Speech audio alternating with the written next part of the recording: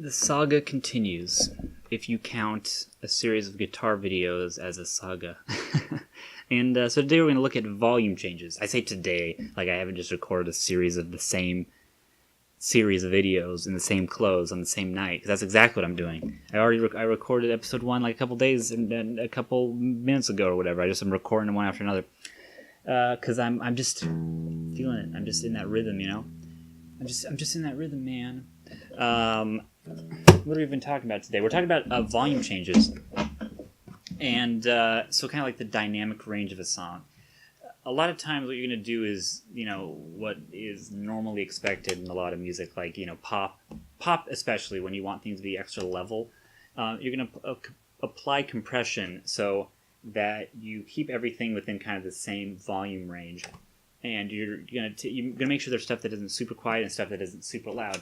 But this is like an experimental thing you can do if you want. You could just not add compression, or you could add very little, and you could create wildly just like a roller coaster. Like if you imagine, we're on the essentially the graph of how light or quiet or loud things are. You could start up here, and then you could go here, and then or you could stay here, and if you take if you use less compression, or if you really make an effort in your playing to just you can add a lot of natural emotion. And so that's, I guess, more of a concept. Bye instead of demonstrating it, but we can demonstrate it. So you can. And an earlier video was on kind of picking speed and how fast things go, and you could also incorporate that in.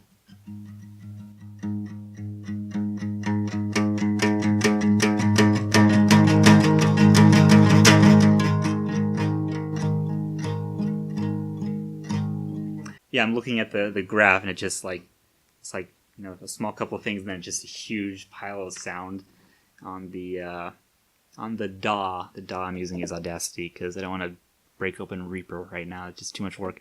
And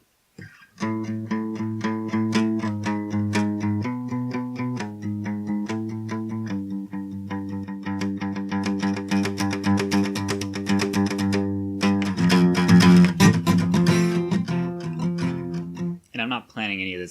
So this might sound kind of hacky.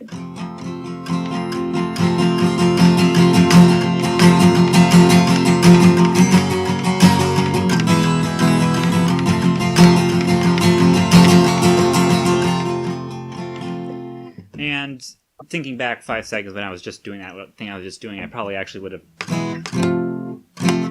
made it a little more of a smooth, gradual transition from quiet to loud and back. But you can do whatever you want. You could do an instant, like, if you want. It might shock the listener, and I don't know. I guess, again, there's no rules of music. You can just do whatever you want. Yeah, you can do intensity spikes in terms of, again, quickness, but the main focus of this episode in terms of volume. And you can do it suddenly or smoothly. You could do it very randomly. You could go between kind of like, if it's 1 to 10, you go 1, 7, 3, 10. And if you get like a sequencer pedal, I don't even have one yet. I want to get one, and not sponsored. Don't have to get one if you want. In fact, don't buy one. Don't buy one of these. But I want to get like a sequencer like the EHX 8-step sequencer, because I want to hook it up to basically to kind of randomize, have like random sound of volume levels.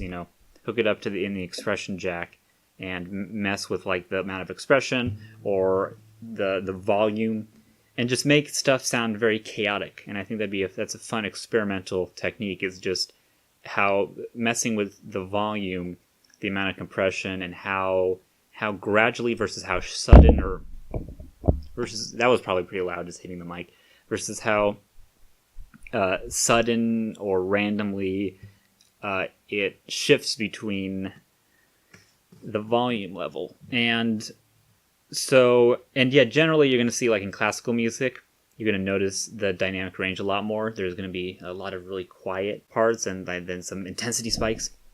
And whereas something like pop, or a lot of popular music, like rock, technically isn't pop, but I'd say it's more like pop than on like classical. I don't know. We're getting into confusing genre categorization territory here. But a lot of times in a lot of music, especially current music, you're going to get compression. And if you don't want to do compression, you don't have to. And it could sound really smooth. It could sound really chaotic. Just however you want it to sound, basically. So that's a cool experimental type of technique or idea that you're free to do with as you like.